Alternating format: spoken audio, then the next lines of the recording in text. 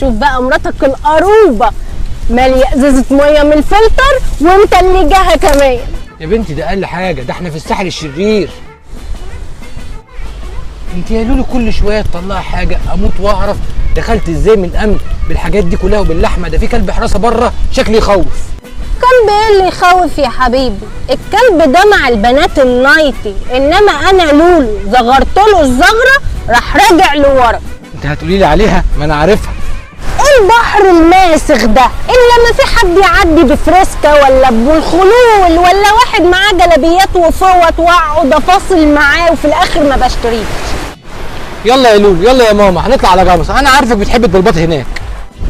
إلهي تنساتر يا رب ونروح ناكل فطير بالسكر من عند بلبول ومشبك كمان يا لولو، ما انت وش فقر. يلا يا عيال بسرعه هنطلع على جمصة.